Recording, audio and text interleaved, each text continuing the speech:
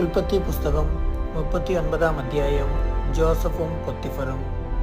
ജോസഫിനെ അവർ ഈജിപ്തിലേക്ക് കൊണ്ടുപോയി. അവനെ അവിടെ കൊണ്ടുചെന്ന ഇസ്മായേലിയരുടെ അടുക്കൽ നിന്ന് ഫറവോയുടെ ഒരു ഉദ്യോഗസ്ഥനും കാവൽപ്പടയുടെ നായകനുമായ പൊത്തിഫർ അവനെ വിലയ്ക്ക് വാങ്ങി. കർത്താവ് ജോസഫിൻ്റെ കൂടെ ഉണ്ടായിരുന്നു. എല്ലാ കാര്യങ്ങളിലും അവന് ശ്രേയസ്സുണ്ടായി.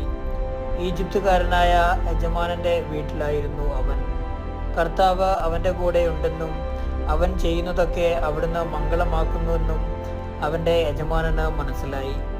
അവൻ യജമാനൻ്റെ പ്രീതിക്ക് പാത്രമായി. അവൻ പൊത്തിഫറിനെ ശുശ്രൂഷിച്ചു. തൻ്റെ വീടിൻ്റെ മേൽനോട്ടവും തനിക്കുള്ള എല്ലാറ്റിൻ്റെയും ചുമതലയും അവൻ ജോസഫിനെ ഏൽപ്പിച്ചു. ആ ഈജിപ്തുകാരൻ വീടിൻ്റെ മേൽനോട്ടവും തനിക്കുള്ള എല്ലാറ്റിൻ്റെയും ചുമതലയും ജോസഫിനെ ഏൽപ്പിച്ച നാൾ മുതൽ ജോസഫിനെ ഓർത്ത് കർത്താവ് അവൻ്റെ വീടിനെ അനുഗ്രഹിച്ചു.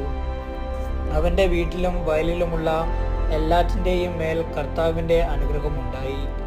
അവൻ തൻ്റെ വസ്തുക്കളെല്ലാം ജോസഫിനെ ഭരമേൽപ്പിച്ചതിനാൽ ഭക്ഷണത്തിലല്ലാതെ മറ്റൊന്നിലും അവനോ ശ്രദ്ധിക്കേണ്ടിയിരുന്നില്ല. ജോസഫ് വടിവത്ത ശരീരമുള്ളവനും സുമുഖനുമായിരുന്നു.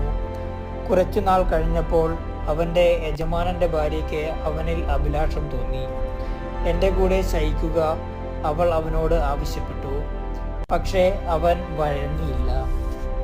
അവൻ അവളോട് പറഞ്ഞു, ഞാൻ ഉള്ളതുകൊണ്ട് യജമാനൻ വീട്ടിലെ കാര്യങ്ങൾ ഒന്നിനെക്കുറിച്ചും ശ്രദ്ധിക്കാറില്ല.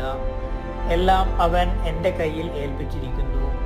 എന്നേക്കാൾ വലിയവനായി ആരും ഈ ഭവനത്തിലില്ല. എൻ്റെ മേൽനോട്ടത്തിൽ നിന്ന് നിങ്ങളെയല്ലാതെ മറ്റൊന്നും അവൻ മാറ്റി നിർത്തിയിട്ടില്ല.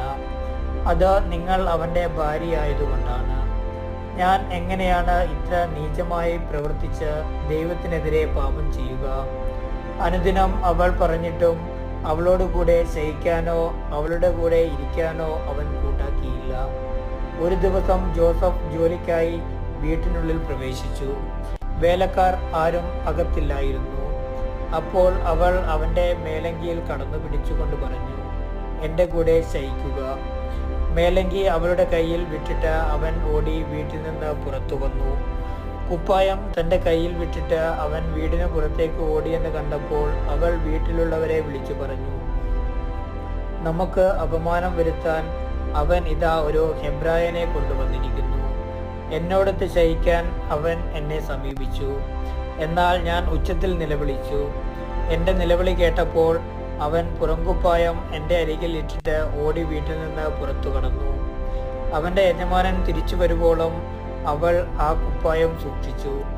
അവൾ അവനോട് ഇപ്രകാരം പറഞ്ഞു, അങ്ങു കൊണ്ടുവന്ന ഹെബ്രായ വേലക്കാരൻ അപമാനിക്കാനായി എന്നെ സമീപിച്ചു. എന്നാൽ ഞാൻ ഉച്ചത്തിൽ നിലവിളിച്ചപ്പോൾ അവൻ പുറംകുപ്പായം ഉപേക്ഷിച്ചിട്ട് വീട്ടിൽ നിന്ന് ഓടി പുറത്തു കടന്നു. ഇതാണ് അങ്ങയുടെ വേലക്കാരൻ എന്നോട് ചെയ്തത്. തൻ്റെ ഭാര്യ പറഞ്ഞത് കേട്ടപ്പോൾ അവൻ്റെ യജമാനൻ രോക്ഷാകുലനായി. അവൻ ജോസഫിനെ രാജാവിൻ്റെ തടവുകാരെ ഇട്ടിരുന്ന കാരാഗൃഹത്തിലാക്കി. അങ്ങനെ അവൻ കാരാഗൃഹത്തിൽ കഴിച്ചുകൂട്ടി. കർത്താവ് ജോസഫിൻ്റെ കൂടെ ഉണ്ടായിരുന്നു. അവിടുന്ന് അവനോട് കാരുണ്യം കാണിച്ചു. അവന് കാരാഗൃഹ സൂക്ഷിപ്പുകാരൻ്റെ പ്രീതി ലഭിക്കുവാൻ ഇടയാകുകയും ചെയ്തു.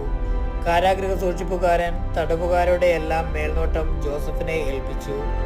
അവിടെ എല്ലാം ജോസഫിൻ്റെ മേൽനോട്ടത്തിലാണ് നടന്നത്. ജോസഫിനെ ഭരമേൽപ്പിച്ച ഒരു കാര്യത്തിലും കാരാഗൃഹ സൂക്ഷിപ്പുകാരൻ ഇടപെട്ടില്ല. കാരണം കർത്താവ് അവൻ്റെ കൂടെ ഉണ്ടായിരുന്നു.